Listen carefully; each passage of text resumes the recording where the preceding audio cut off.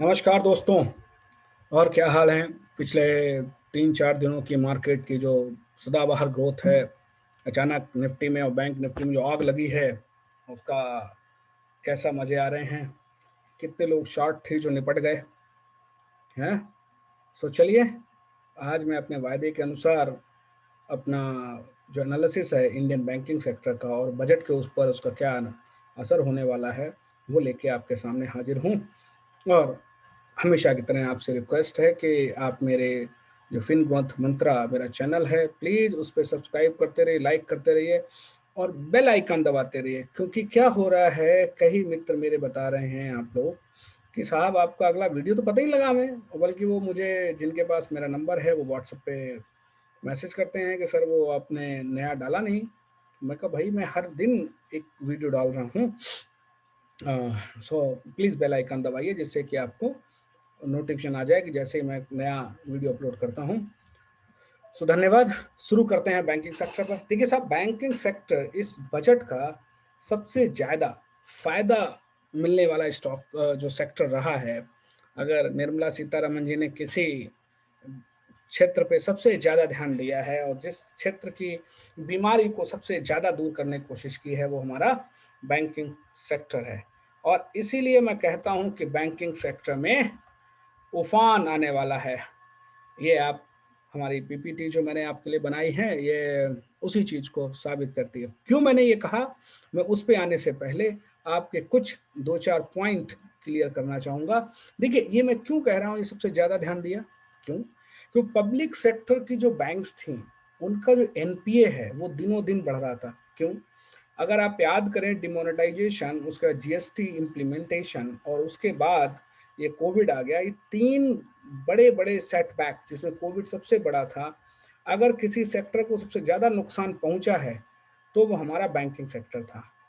उनमें एनपीए की संख्या इतनी बढ़ गई थी कि हमारी बैंकों के पास पैसा नहीं रह गया, जिससे कि वो इवन लेंड कर सकें और इसीलिए जो उनकी ग्रोथ है, वो उस पे प्रश्न चिन्ह लग गया था।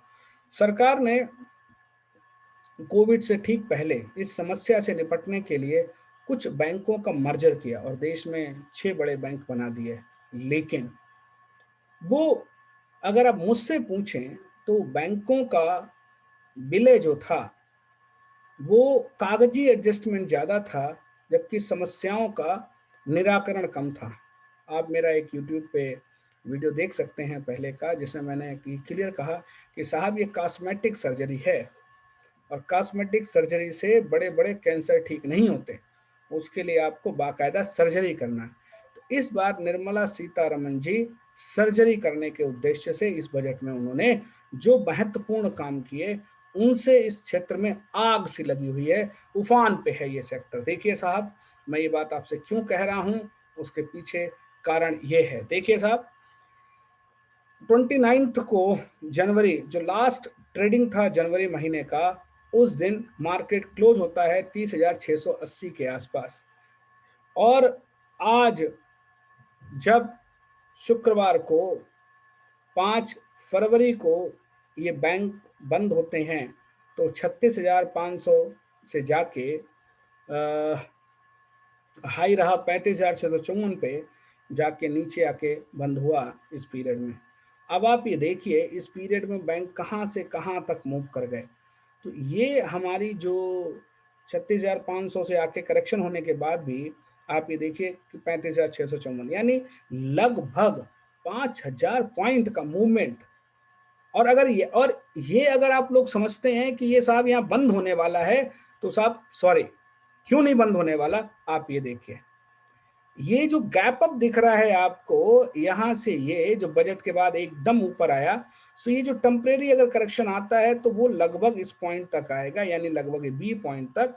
और यहाँ से if you will see that this particular triangle will reverse, and if reverse it can give you very well a 38,000 or 40,000 in very near future।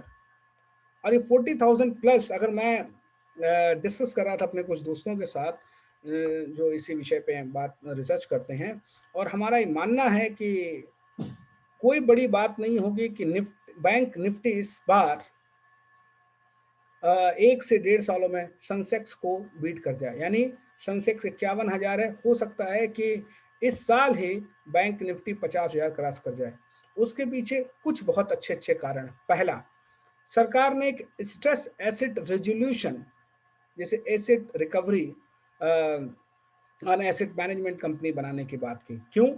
ये एक बैड बैंक एस्टैब्लिश हो रहा है, जिससे कि जो पब्लिक सेक्टर बैंक के ऊपर जो दुनिया जहान का एनपीए है, they will take over that NPA, keep it with themselves, buy special that will be handed over some alternate investment fund AIF, and from there they will come out with a special purpose vehicle SPV, and that SPV is going to issue them into debt market। उसके लिए tax में भी सरकार ने थोड़ा सा exemption दिया हुआ है। सो नतीजा क्या होगा कि एक तो पब्लिक सेक्टर बैंकों से ये जो कचरा है वो साफ हो जाएगा।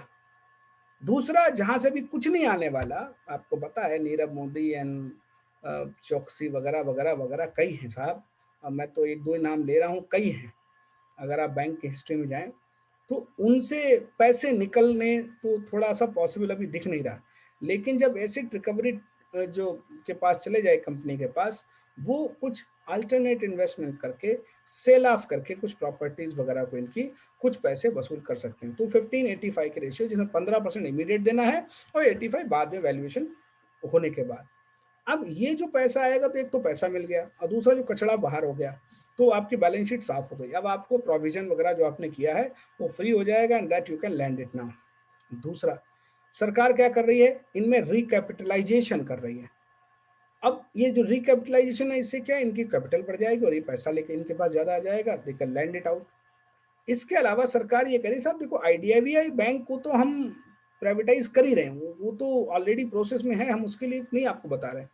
इसके अलावा हम 2 और पीएसयू बैंकों को प्राइवेटाइज करने की तरफ बात करेंगे। अब ये प्राइवेटाइजेशन किन बैंकों को हो सकता है? ये बहुत छोटी-छोटी बैंकें हैं जिनमें जो एनपीए है वो बहुत है, जिनकी ग्रोथ करने की कैपिटल एडिक्वेसी रेशियो कम है और वो बहुत ज़्यादा ग्रोथ नहीं कर सकती।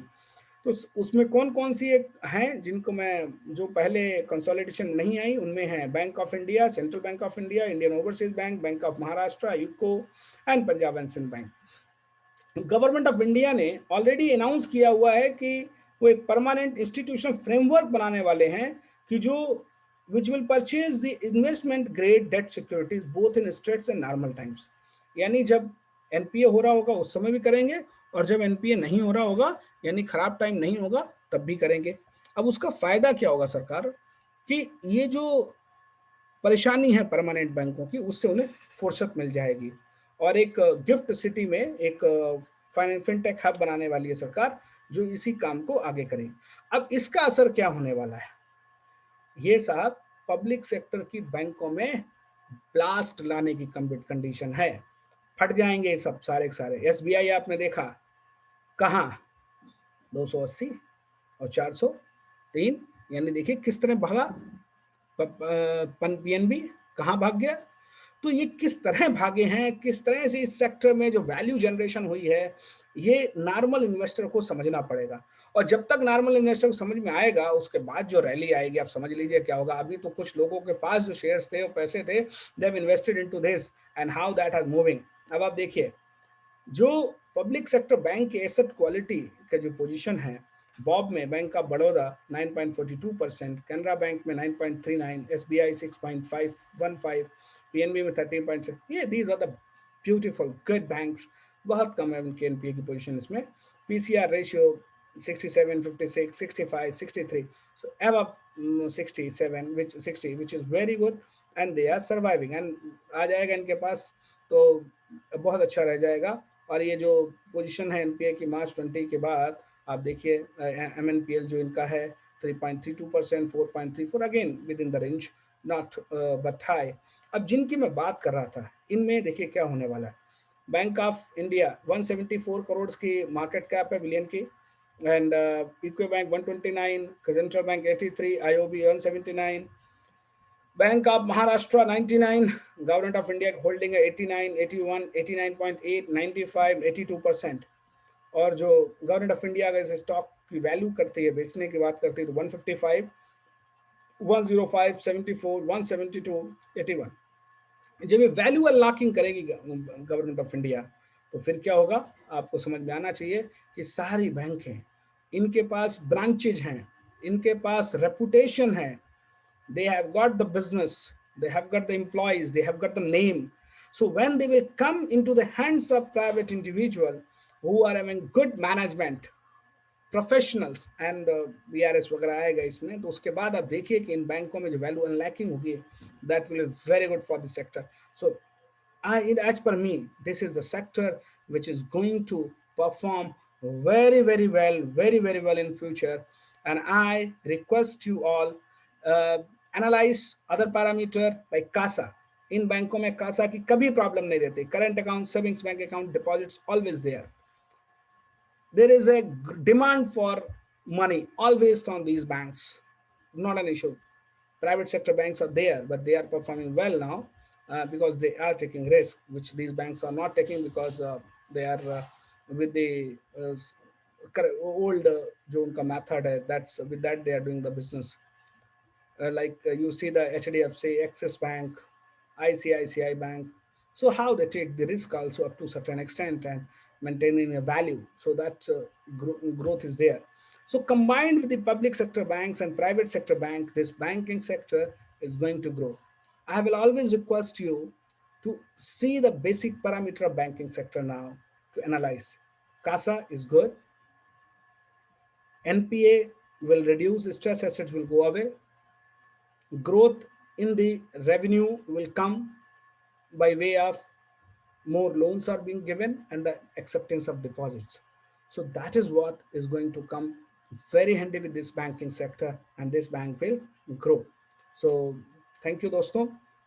मेरा ये जो चैनल है फिन ग्रोथ मंत्र, मेरा क्या आप लोगों का भाइयों, तो प्लीज़ आप इस चैनल को सब्सक्राइब करते रहिए, एनालाइज और अपना सपोर्ट देते रहिए, अपने दोस्तों को, रिश्तेदारों को बताते रहिए, उनके बीच में सब्सक्राइब करते रहिए. बस यही आप लोगों से प्रार्थना है. अपना प्यार बनाए रखें. धन्यवाद. Good night.